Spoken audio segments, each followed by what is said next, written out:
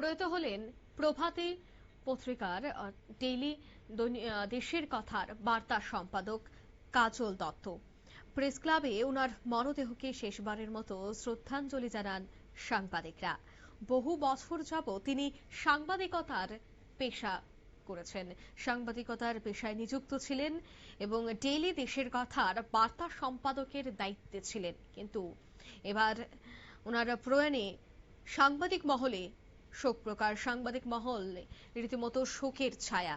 আজ আগরতলা প্রেস ক্লাবে ওনার মরদেহ নিয়ে আসার পর একে একে প্রত্যেকে প্রেস ক্লাবের সদস্যরা ফুল এবং মাল্যদান করে ওনাকে শেষ শ্রদ্ধাঞ্জলি নিবেদন করেন এবং ওনার আত্মার সদ্গতি কামনা করেন, পরিবারের প্রতি সহানুভূতি দেন। আজকের এই প্রেস ক্লাবে সংবর্ধনা বা শ্রদ্ধা অনুষ্ঠানে শ্রদ্ধা জ্ঞাপনে উপস্থিত ছিলেন সম্পাদক রমাকান্ত দে থেকে শুরু করে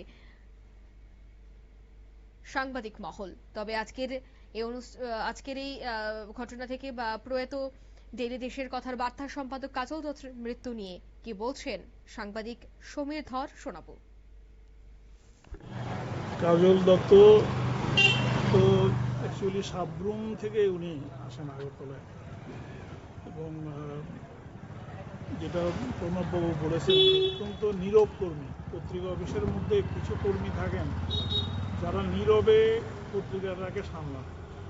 বাইরে আমরা সাংবাদিকরা যেরকম বাইরে বাইরে সবাই চেনে, এরা খুব একটা পরিচিত হন না।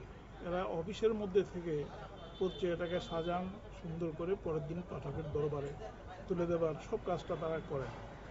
তো কাজলবাবু সেই রকম একজন কর্মী ছিলেন। ডেইলি দেশের কথা পত্রিকার উনি বার্তা সম্পাদক ছিলেন, তবে দীর্ঘদিন ধরে অসুস্থ ছিলেন বলে শুনেছি এবং চিকিৎসাও চলছিল। ছড়াকার, খুব ভালো ছড়া লিখতেন, একটা ছদ্মনামে লিখতেন, 5 কোটি দত্ত নামে উনি লিখতেন ছড়া। তার ছড়াও খুব জনপ্রিয় একসময় হয়েছে। তো দীর্ঘদিন অসুস্থতার কারণে লিখতে পারছিলেন না। তার মৃত্যু আমাদের সবার কাছে একটা অপূরণীয় ক্ষতি আর কি। অকৃতদার ছিলেন, সারা জীবন বিয়েটা করেননি, একদম ডেডিকেটেড সংবাদপত্র কর্মী যাকে বলে, তিনি তাই ছিলেন।